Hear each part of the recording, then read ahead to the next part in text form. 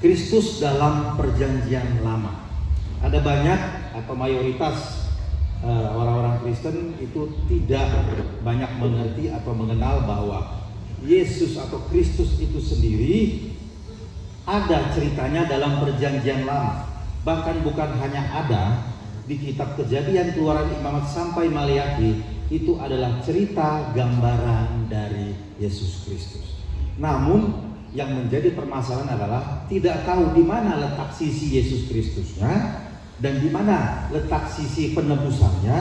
Disinilah kita akan bahas secara singkat, saya paparkan. Saudara, yang pertama, mulai dari kitab Kejadian, Adam dan Hawa jatuh ke dalam dosa. Dalam teologi sistematika yang masih kurang diteliti, digali, bahwa Adam itu adalah manusia pertama. Sesungguhnya Adam itu adalah gambaran dari Yesus itu sendiri. Dan Hawa adalah gambaran atau makna kiasan dari bangsa Israel. Jadi kitab Kejadian itu ditulis oleh Musa dengan latar belakang Musa sebagai nabi. Dia dipelihara, dibesarkan dalam konteks budaya Mesir. Dalam konteks budaya Mesir, dia seorang ahli, bahkan pangeran. Kalau pangeran di negara Mesir itu setara dengan doktor atau profesor. Dan tingkat doktor atau profesor teologi yang dimiliki oleh Musa itu kiblatnya kiblat ke arah pendidikan teologi kafir atau yang dikatakan fasik. Versi Kristen mengatakannya, yaitu menyembah banyak dewa. Dan dalam kitab Kejadian pun kita mengetahui bahwa yang menulis kitab Kejadian itu adalah Musa sendiri. Dan konteks kitab Kejadian itu adalah Musa menulisnya ketika Musa bertemu dengan Tuhan. Di mana? Di Gunung Sinai. Jadi konteks kitab Kejadian adalah di mana Tuhan bercerita tentang hubungannya, yaitu hubungan Yesus Kristus dengan bangsa Israel. Dalam konteks penciptaan pun sebenarnya bukan konteks penciptaan alam semesta secara fisik. Ini mungkin akan banyak tidak terima kalangan kita sendiri dari Israel. Nah, Yesus itu sendiri disimbolkan dengan Adam. Lalu Hawa sendiri disimbolkan dengan bangsa Israel. Bangsa Israel itu adalah Hawa digoda oleh ular. Ular itu merupakan simbolik dari imam besar. Inilah yang gak pernah ada mau diangkat konteksnya seperti apa, oleh karena hilangnya materi akademis secara hermeneutika dengan sepantasnya, bahwa dilihat dari sisi histori penulisnya, kita akan lihat budaya penulisnya, dan kita melihat tujuan penulisnya itu, dan sedang apa penulisnya itu menulis. Sedang berbicara antara dia dengan Tuhan dalam konteks hubungan antara Tuhan dengan bangsa Israel, di mana Tuhan dengan bangsa Israel memiliki suatu hubungan, yaitu hubungan perjanjian. Itulah yang disebut perjanjian yang pertama. Dan perjanjian yang pertama itu perlu diketahui, orang-orang awam atau orang Kristen pada umumnya harus mengetahui bahwa perjanjian yang pertama itu adalah perjanjian lama. Lalu apa isi dari perjanjian yang pertama itu? Itu terkuak di dalam Ulangan dan terfokus kepada Ulangan 28, bahwa 10 hukum Taurat. Bahkan kalau ketika kita lihat Talmud ada 613 hukum Taurat. Dan itu semuanya menjadi suatu isi perjanjian yang pertama antara Allah dengan bangsa Israel. Untuk itu saudara, waktu Adam dan Hawa yang saya katakan ada simbol dari Yesus itu, bahwa Hawa ditawarkan buah pengetahuan baik dan jahat. Dibujuk, imam besar konteksnya ya, membujuk, mengajak seluruh bangsa Israel untuk makan buah pengetahuan baik dan jahat.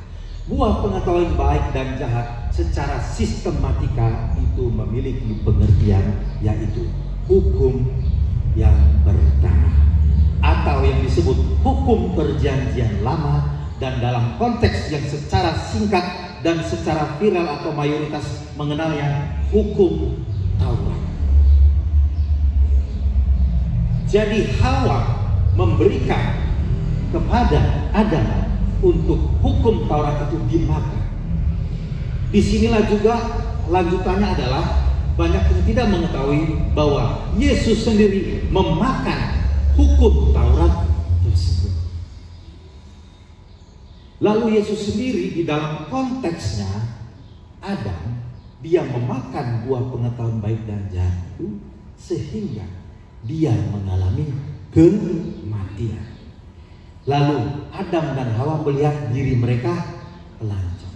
Ketelanjangan itu memiliki makna aslinya, yaitu keterlepasan atau tidak memiliki selubung ilahi. Makanya itu mereka telanjang. Sebenarnya bukan telanjang nggak pakai pakaian. Pada awalnya mereka kan telanjang juga, tetapi tidak menyadari mereka telanjang. Artinya dalam konteks teologi kita harus tahu bahwa di sini bukan berbicara konteks telanjang secara fisik. Namun konsep pikiran Adam yaitu selalu masih fisik. Dia menutupi kemaluannya, rasa malunya itu dengan daun-daunan. Konteks teologi sistematikanya daun-daunan itu adalah simbol dari perbuatan manusia. Dan menurut sejarah sistematika juga bahwa daun apa yang dipakai oleh Adam dan Hawa itulah daun dari pohon ara. Seperti itu.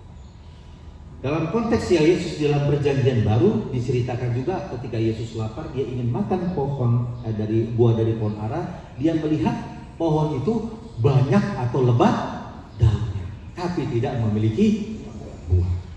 Itu makna simbolik, artinya banyak sekali perbuatan yang dilakukan bangsa Israel seakan-akan benar di hadapan Allah, tetapi tidak memiliki buah ara. Buah ara itu juga merupakan simbol dari Kristus itu sendiri. Jadi bangsa Israel lebat dengan perbuatan-perbuatan fisik agamawinya yang ada yang mereka praktekkan di dalam bait suci itu, tetapi mereka tidak memiliki Kristus, sang buah ara itu. Jadi ini masih dua Kristus dalam perjanjian lama. Ada kurang lebih minimal 50. Jadi kita akan kaya setiap baca ini Yesus Kristus, ini Kristus. Jadi jangan dibilang bahwa Yesus belum ada di perjanjian lama. Sudah ada. Tapi dalam cerita, dalam makna, dalam perkenalan secara simbolik. Lalu Adam dan Hawa jatuh ke dalam dosa, menutupi tubuhnya dengan daun-daunan yang adalah maknanya manusia menutupi dosanya dengan perbuatan baik. Lalu apa yang terjadi? Daun-daun itu layu dan akhirnya, ya, tanda kutip, garis bawahi, Tuhan memberikan solusi. Jadi yang memberikan adalah Tuhan sendiri solusi. Lalu Allah menyembelih seekor binatang dan menyematkan kulit binatang itu kepada tubuh Adam dan Hawa untuk menutupi rasa malu. Apa? Siapa? Atau binatang apa? Kita kembali lagi konteks sistematika kekristenan. Binatang yang untuk menutupi dosa itu disimbolkan dengan anak domba. Dan dalam konteks sistematika bahwa binatang itu diteliti oleh para teolog, binatang yang bersama-sama dan dekat dengan Adam dan Hawa, di mana mereka mengembangbiakan binatang itu, diambil susunya, kulitnya, dan dimakan dagingnya. Binatang itu adalah domba. Jadi kulit anak domba tadi dijadikan pakaian penutup rasa malu. Itu merupakan jelas simbol dari Yesus Kristus yang disembelih untuk menutupi rasa malu aib kita di hadapan Allah. Ini baru dua. Jadi saudara, masuk lagi cerita sekolah minggu. Kenapa adik-adik persembahan Kain ditolak, persembahan Habil diterima? Karena Kain kurang ikhlas, kata kakak sekolah minggu. Karena kakak sekolah minggu nggak punya guru atau gembala yang mengerti konteks teologi. Kain mempersembahkan korban bakaran kepada Tuhan dengan hasil bumi, hasil tanah. Padahal sudah diperintahkan, sudah diamanatkan, ya, bahwa tanah itu terkutuk. Dalam konteks juga kita lihat secara hermeneutika, tafsirnya adalah tanah itu sendiri merupakan simbol dari Adamah atau manusia. Jadi manusia itu sudah terkutuk sejak makan buah pengetahuan baik dan jahat. Arti kata terkutuk itu adalah terpisah dari Allah. Jadi artinya manusia Israel itu telah terpisah dari Allah sejak mereka memakan buah pengetahuan baik dan jahat, atau yang disebut memakan hukum Taurat dipakai sebagai ukuran kebenaran di hadapan Allah. Kalau saudara kita nggak mengerti hal ini, kita belum mengerti berarti dasar-dasar kekristenan. Kita lanjut lagi. Tidak diterima oleh karena dia mempersembahkan korban bakaran kepada Tuhan dari hasil yang terkutuk. Sedangkan Habil, dia mengikuti nasihat kedua orang tuanya. Dalam hal teologi bahwa Allah menceritakan kepada Adam dan Hawa, dan Adam dan Hawa mengajarkan kepada Kain dan Habil. Habil itu mempersembahkan korban bakaran, yaitu anak domba lembu jantan, anak domba jantan. Ini simbol dari Yesus Kristus. Lalu ceritanya lanjut. Lalu Kain amarahnya besar dan tidak terima. Lalu Kain membunuh Habil. Sedangkan Kain ini disebut yang sulung, Habil yang bungsu. Di sini yang bungsu mati, dibunuh oleh yang sulung. Ini merupakan gambaran ditarik ke dalam perjanjian baru, kitab perjanjian baru yang kita kenal kitab perjanjian baru. Sekalipun itu sebenarnya belum perjanjian baru. Karena perjanjian baru nanti dimulai dari kapan nanti Pak Grisel bisa jelaskan. Nah, ditarik lagi bahwa dalam konteks perjanjian baru,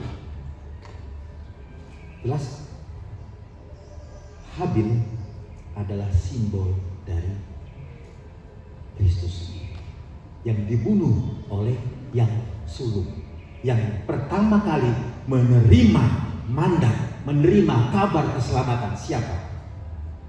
Para imam di bangsa Israel.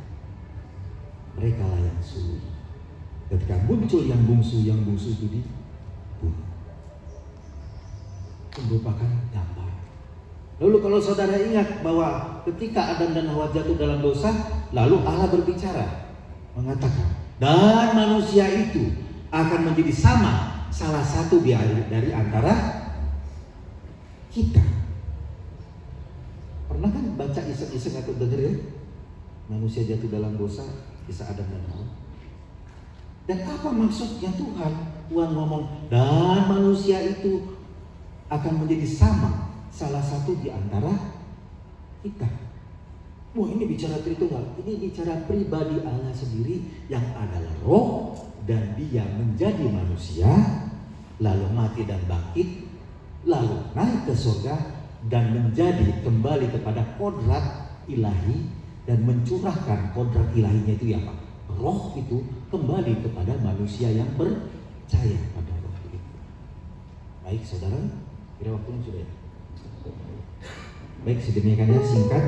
Boleh, silakan saya serahkan kepada Bapak.